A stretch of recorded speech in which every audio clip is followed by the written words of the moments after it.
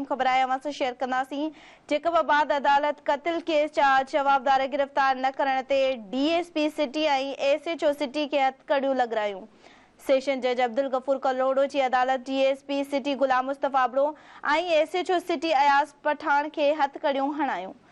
अदालत क़त्ल केस में सज़ा ॿुधायल जवाबदार अॻूणे DSP खे गिरफ़्तार न करण पुलिस ऑफिसरनि खे हथकड़ियूं लॻारायूं वयूं आहिनि।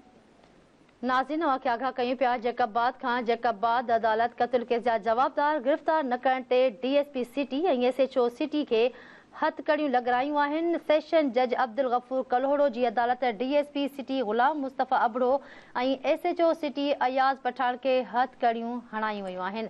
अदालत क़त्ल केस में सज़ा ॿुधायल जवाबदार अॻूणे DSP खे गिरफ़्तार न करण पुलिस ऑफिसरनि खे हथकड़ियूं लॻरायूं आहिनि। अदालत DSP सिटी गुलाम मुस्तफ़ा अबड़ो ऐं SHO सिटी अयाज़ पठान पारां माफ़ी घुरण ते हथकड़ियूं खोलराए जवाबदार गिरफ़्तार करण जो हुकुम ॾिनो। बिल्कुलु नाज़रीन, केस में नामज़द 2 पुलिस एहलकार उमीद अली जखराणी ऐं अब्दुल फतेह लाशारी अॻु में बि गिरफ़्तार थियल आहिनि। इन जा वधीक अपडेट मालूम कंदासीं जैकबाबाद खां ज़िले रिपोर्टर हुज़ूर बख्श मुगेरी लाइन ते मौजूद आहे। जी हुज़ूर बख्श, अपडेट ॾिजो। जैकबाबाद डिस्ट्रिक्ट एंड सेशन जज अब्दुल गफूर कलोड़े जे अदालत में केस जी सज़ा आयल अॻूणो DSP खे गिरफ़्तार न करण ते 2 पुलिस एहलकारनि खे हथकड़ियूं लॻाराए छॾियूं आहिनि। अदालत ज़रीन मूजिबि डिस्ट्रिक्ट सेशन जज पारां रूपोश जवाबदार ख़ुदाबख्श पावर खे गिरफ़्तार करण जा सख़्त हुकुम ॾिना हुआ।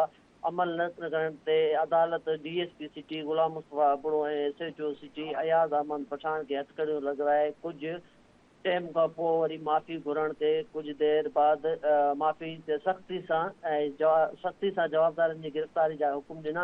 यादि रहे त हाई कोर्ट पारां 17 साल अॻु अब्दुल गफ़ार शेख जे क़त्ल केस में मसरूफ़ अॻूणो DSP समेत पुलिस एहलकारनि खे गिरफ़्तार करण जो हुकुम कयो हो।